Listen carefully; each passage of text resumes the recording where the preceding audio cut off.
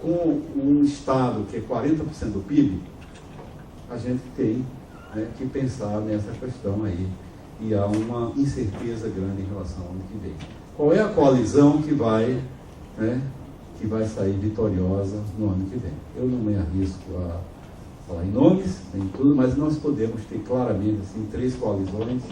Uma primeira, né, que seria uma coalizão mais chamada pró-mudanças estruturais, né, uma coalizão de forças que retoma a agenda de reformas, né, e, em resumo, põe para funcionar, né, a questão da redução do custo Brasil, e aí se tem como consequência um ambiente de negócio bem mais atrativo.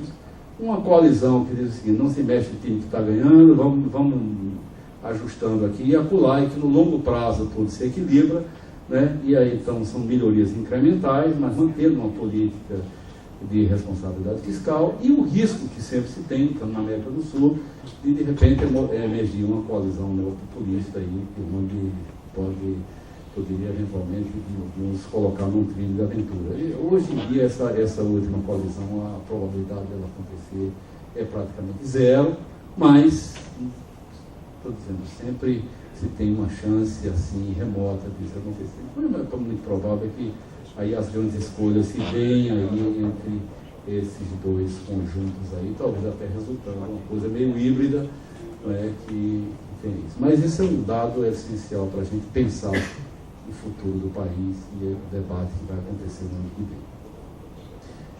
Vendo isso, nós podemos pensar a médio prazo o Brasil com 2 cenários. Um cenário de ajustes estruturais, nos quais, a partir de 2011, nós, para completar a travessia da crise, as medidas anticíclicas, elas focariam principalmente em investimentos públicos ao invés de gastos correntes, forte incentivo a incentivos privados, desonerações fiscais mais horizontais, por exemplo, sobre folha de pagamento, redução agressiva de juros e contenção de despesas públicas de custeio, retomada da agenda de reformas, atração de empreendimentos privados, tentando tirar partido do fato de que o país hoje é uma fronteira para ele, para investimentos externos.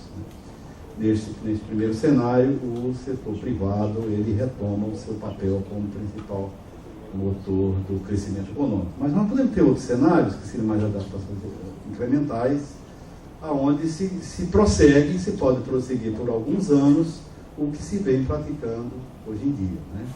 Ou seja, expansão de despesas públicas correntes, algumas desonerações fiscais, algumas vão desaparecer agora, podem ressurgir um pouco mais na frente, mas sempre setoriais, estímulo à expansão do consumo doméstico, então se vê muito o consumo como motor do crescimento, avanços incrementais na agenda de reformas econômicas, e aí ampliação da presença do Estado na economia.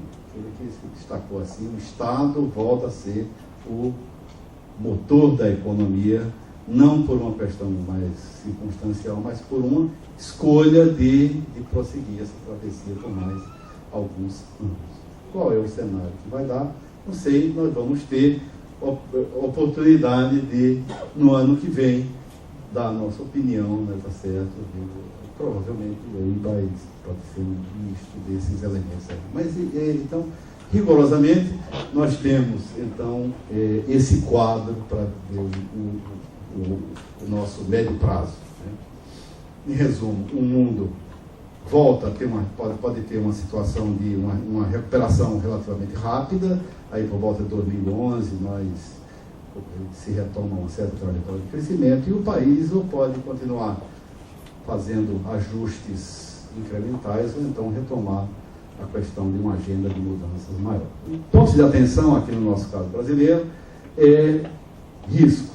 Os riscos que nós corremos hoje. Tem um afrouxamento fiscal, já começar o último relatório do Banco Central fala um pouco de risco inflacionário, diminuição do espaço para atuação fiscal, então reduz mais o investimento público, e a questão do aperto do setor exportador, com a questão da possibilidade de apreciação do câmbio. Isso já foi destacado pelo perguntado na questão anterior.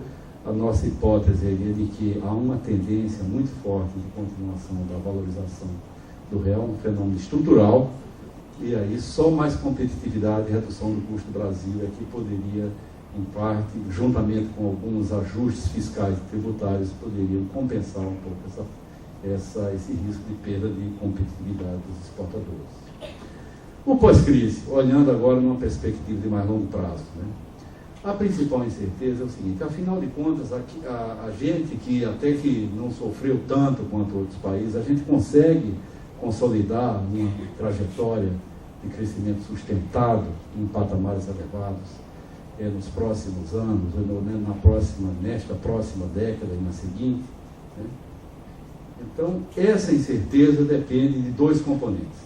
Primeiro, como é que vai evoluir o comportamento do ambiente econômico mundial? A economia mundial, não numa perspectiva imediata, mas nos próximos 10 a 20 anos.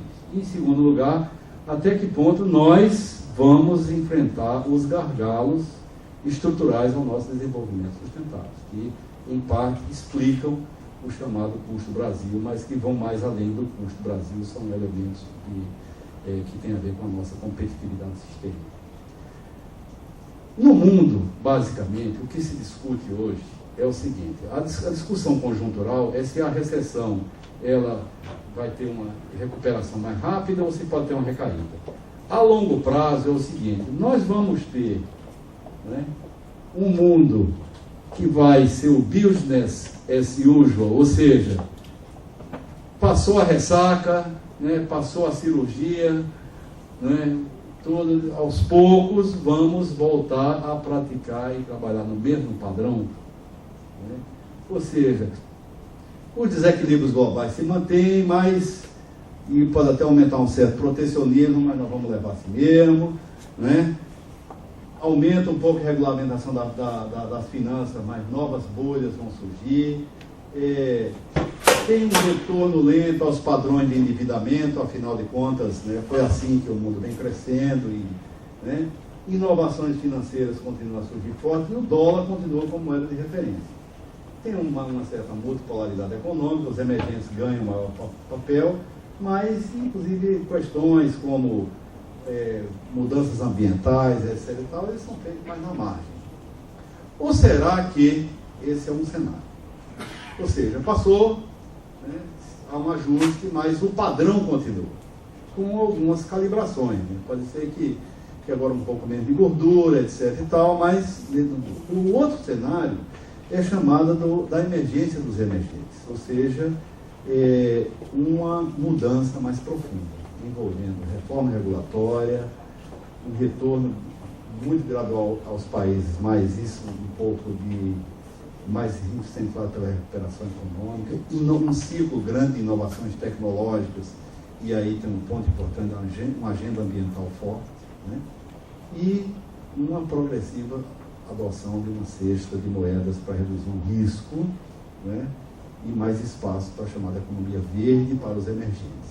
Então, são um pouco esses dois mundos que também está se discutindo aí em relação a isso. Não está claro o que é que vai prevalecer, né? O que a curto prazo parece indicar é de que esse cenário que está em azul aqui, né, ele está aumentando um pouco as suas chances. Mas, né, não só o desafio das questões ambientais e da questão do novo jogo de forças que tem aí, que não só são forças políticas, mas a questão também do peso econômico relativo aos chamados países emergentes, pode começar a puxar um pouco o cenário um pouco mais para cá.